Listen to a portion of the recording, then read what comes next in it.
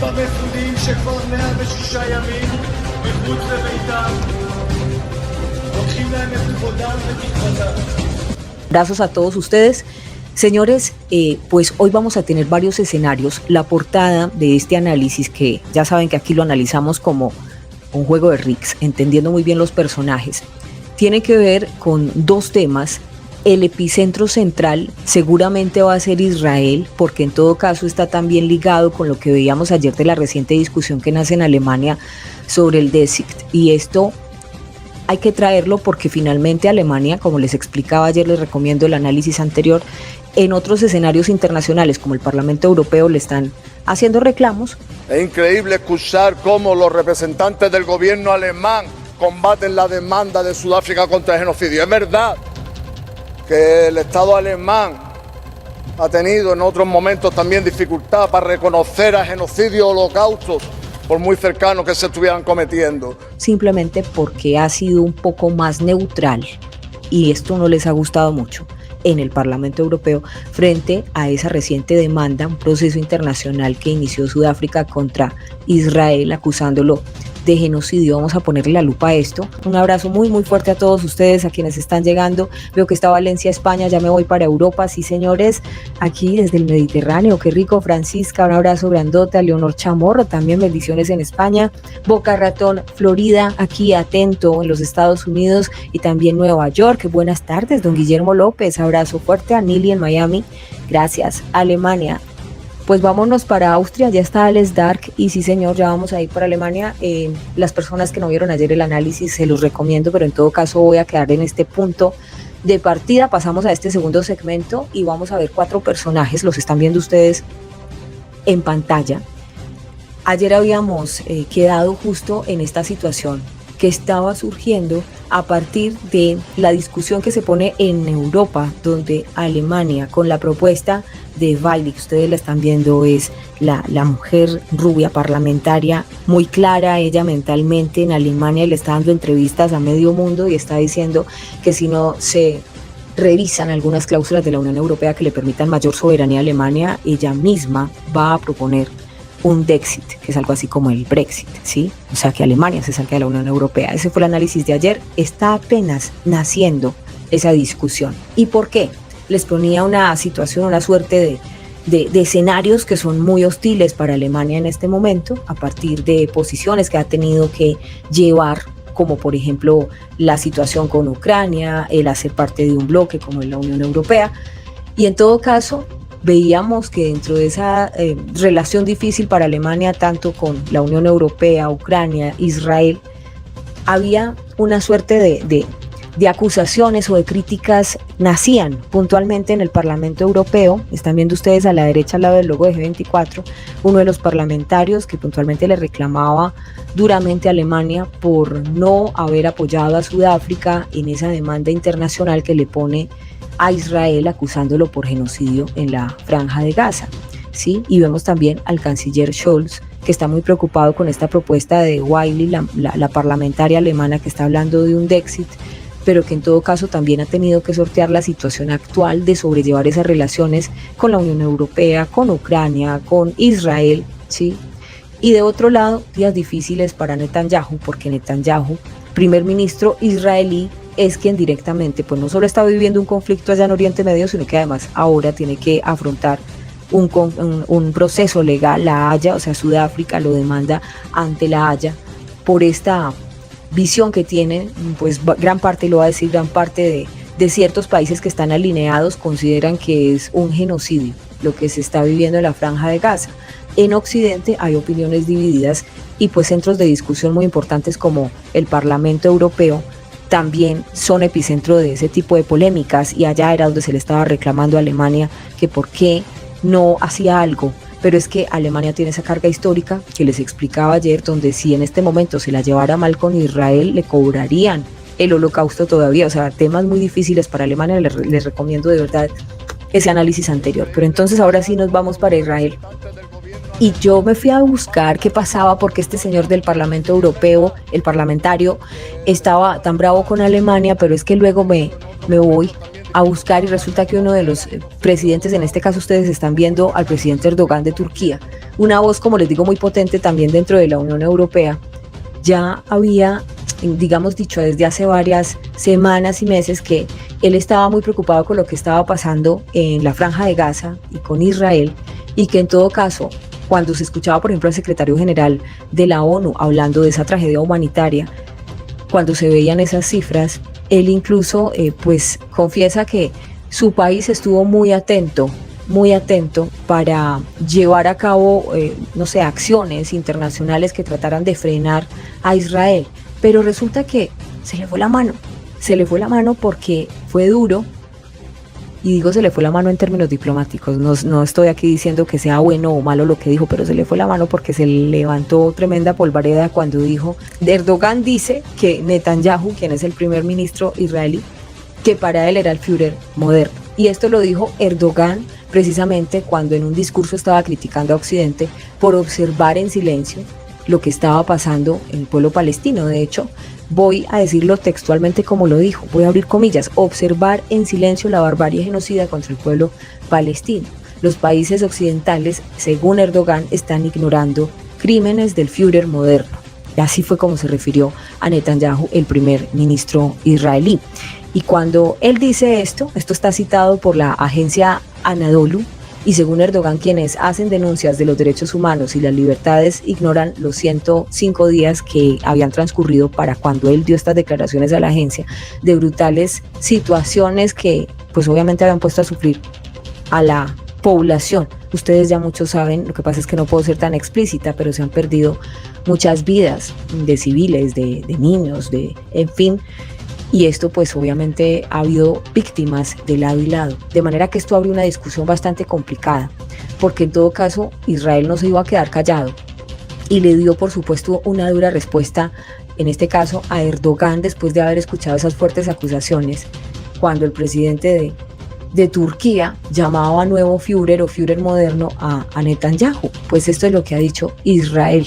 Ha dicho Israel Katz, quien es el ministro de Asuntos Exteriores de Israel, y usted lo está viendo ahí en pantalla, escribía justamente en su perfil de ex, de la red social antes Twitter. Es que Twitter es tremendo, o sea, uno ahí sí que se da cuenta de lo que piensa cada personaje, pero ha dicho que el presidente turco, el señor Erdogan, ahora se jacta de atacar a Israel con afirmaciones infundadas, dice él, y le recordó que Turquía llevó a cabo el genocidio armenio. Recordamos a los armenios, a los kurdos, su historia habla por sí sola, señalaba Katz, el ministro de Asuntos Exteriores de Israel, mejor dicho, se la devolvió prendida, ¿sí? Y además agregó que Israel solo se está defendiendo de los aliados bárbaros de Turquía.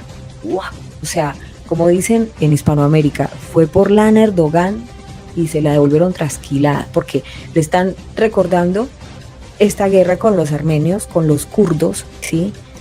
Y además le está diciendo abiertamente que Israel se estaba defendiendo, o le está insinuando que es aliado de lo que Israel consideran bárbaros, Hezbollah, Hamas, bueno, y ahora los hutíes yemeníes, ¿no? Entonces está diciendo que simplemente Israel se está defendiendo de lo que ellos consideran países bárbaros. Y con esta dura respuesta que daba el ministro de Relaciones Exteriores de Israel, estaba reaccionando pues a esos comentarios que daba Erdogan. Y según Reuters, incluso esa misma jornada afirmó a periodistas en Estambul que Turquía había presentado materiales para ayudar a impulsar la acusación de Sudáfrica contra Israel por genocidio, que se lleva a cabo ese proceso en la Corte Internacional de Justicia de La Haya, en Países Bajos. Como el genocidio armenio al día de hoy no se ha reconocido oficialmente, pero Israel lo trae de esa historia justo para darle la respuesta a Erdogan.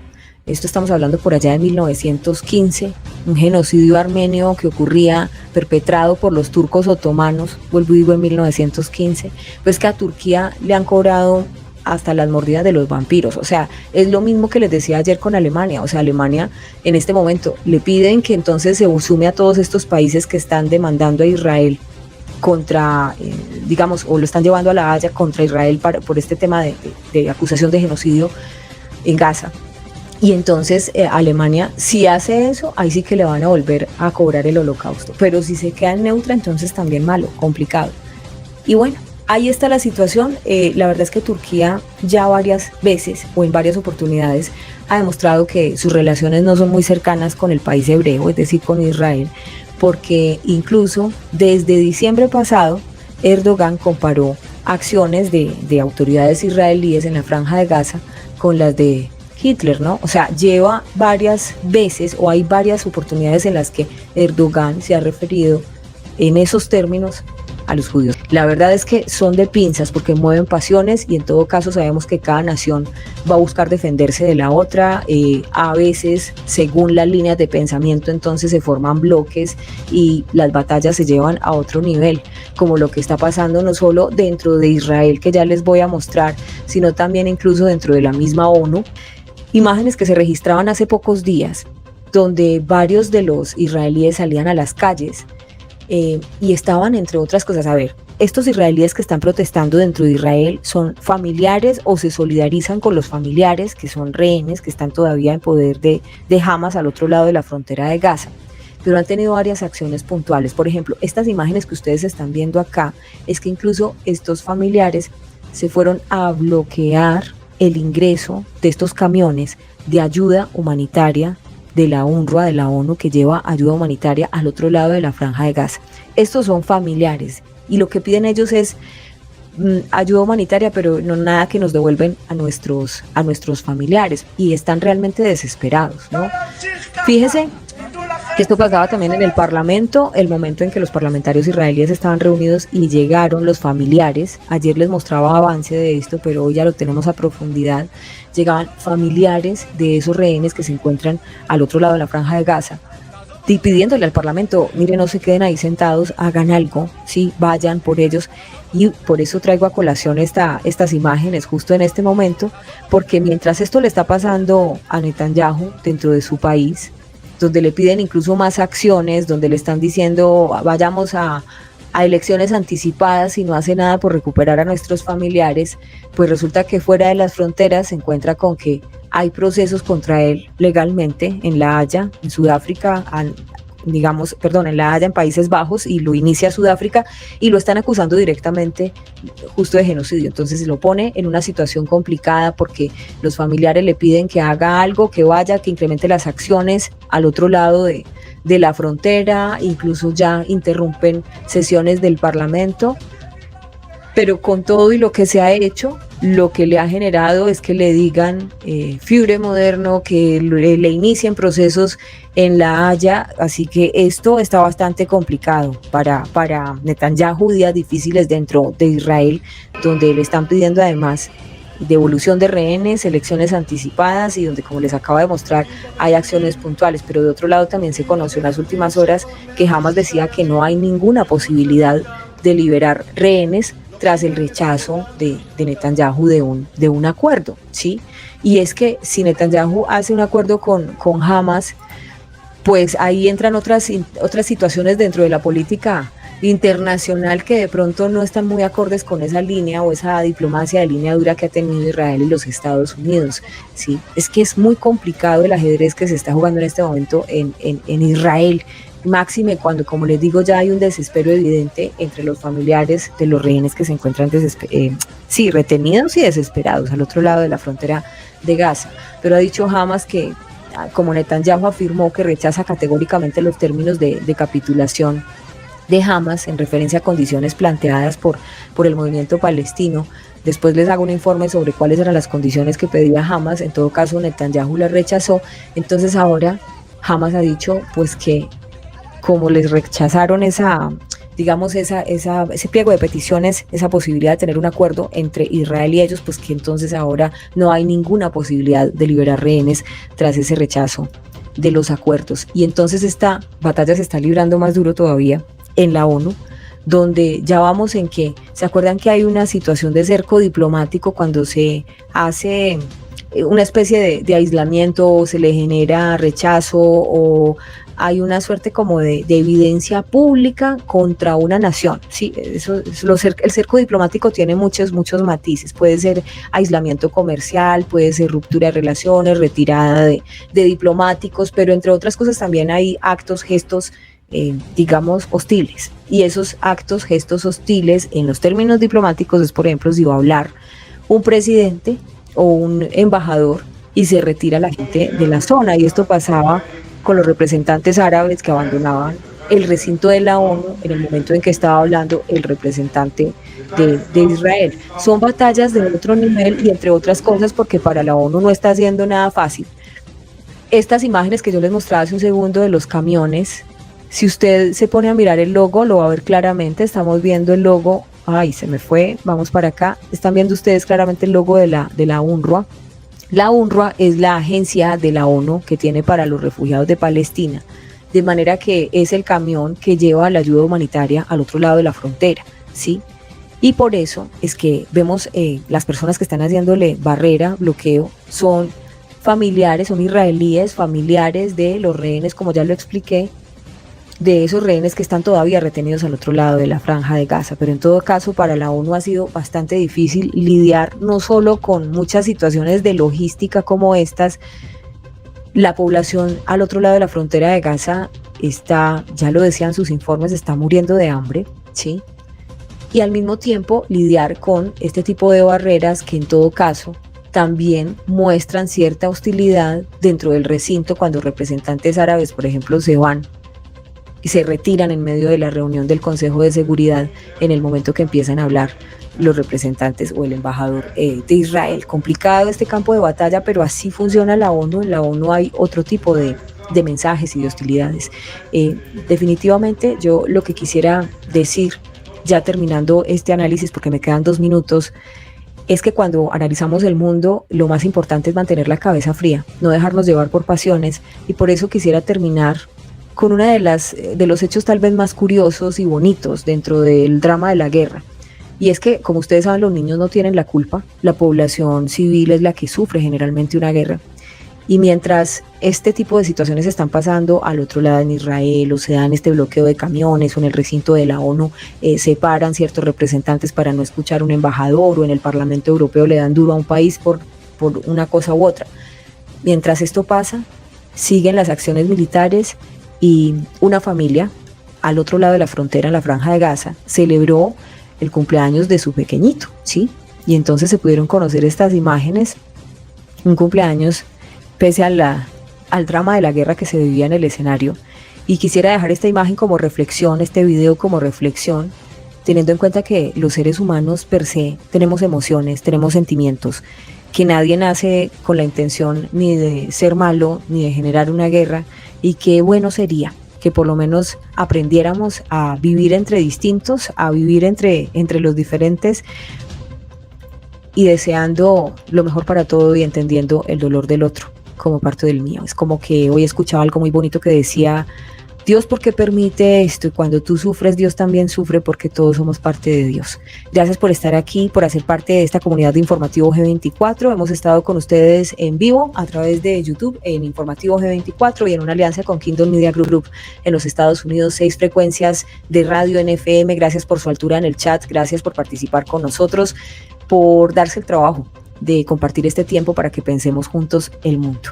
Y Colombia, sí, acaban de declarar emergencia por incendios en muchos puntos. Creo que esto de alguna manera se veía venir, entendiendo que en el Foro Económico Mundial las intervenciones que hizo tanto el presidente de Colombia, Gustavo Petro, como el mismo Brasil, que se fueron muy en bloque al Foro Económico Mundial, especialmente a pedir respaldo para defenderse de los desastres naturales, o lo que llaman dentro de la agenda del Foro Económico el cambio climático. Lo que nos demuestra es que, si bien hay agendas que levantan a veces muchas polémicas, lo que no se puede negar es que hay efectos reales y que la gente sufre. Y creo que ese es un llamado entonces para que entendamos que a veces uno se puede poner a opinar de una cosa u otra, pero cuando los hechos llegan a su país, ¿sí? Y lo digo porque aquí muchos de ustedes en el chat me dicen: yo no creo en el cambio climático, y yo les digo: a ver, usted puede creer lo que quiera, pero que lo hay, lo hay. Y estamos hablando de desastres, y estamos hablando de incendios. Ya si algunos dicen que sí son provocados o no, eso ya las autoridades lo investigarán. Yo no creo. Yo creo que efectivamente se están viviendo fenómenos y se veía venir, y también hemos visto que muchos gobiernos están yéndose en bloque para ser escuchados, ¿sí? Y esto era parte de las posiciones que tenían tanto Brasil como Colombia en el Foro Económico Mundial, incluso en la misma Asamblea General de la ONU el año pasado, donde decían, es que tenemos la Amazonía. E incluso se conocía en algún momento, como parte de la propuesta de campaña de Gustavo Petro antes de ser elegido presidente de Colombia, que decía que estaría dispuesto a que se revisara, a proponerle a los Estados Unidos o al Fondo Monetario Internacional que se revisara el pago de la deuda externa a cambio de una suerte de subsidio, por decirlo así, para cuidar la Amazonía. Mucha gente lo vio como algo descabellado, yo no lo veo descabellado, yo creo que con todo lo que viene a 2050, 2060, donde hay informes de inteligencia que dicen podría haber guerras por recursos naturales, pues si estos países que tienen Amazonía y que tienen recursos naturales no se ponen las pilas desde ya, hacer un lobby, una canasta internacional o lo que sea que se necesite para proteger este tipo de recursos, entonces hay que hacerlo ya. Así que ahí están los hechos. Acuérdese que muchas veces la realidad supera la ficción y puede que mucha gente diga, no, eso del cambio climático no existe. No, pues mire, hay efectos por todas partes. China volvió a tener otro desastre hace pocas horas, creo que fue una luz de tierra que tapó casi una aldea completa. Desastres naturales hay muchos y vienen más, porque ya hay estudios previos frente a eso. Les sugiero esa serie de desafiados con el Coronel Flores y se los voy a volver a traer. Gracias a todos ustedes, un abrazo fuerte a las personas, cuídense mucho, Dios con todos, que nada me les falte y aquí nos vemos, voy a estar este fin de semana activa y en radio nos vemos el próximo lunes, Dios mediante. Dios con todos, feliz tarde, chao, chao. Sandra Valencia, G24, una mirada analítica a la actualidad informativa.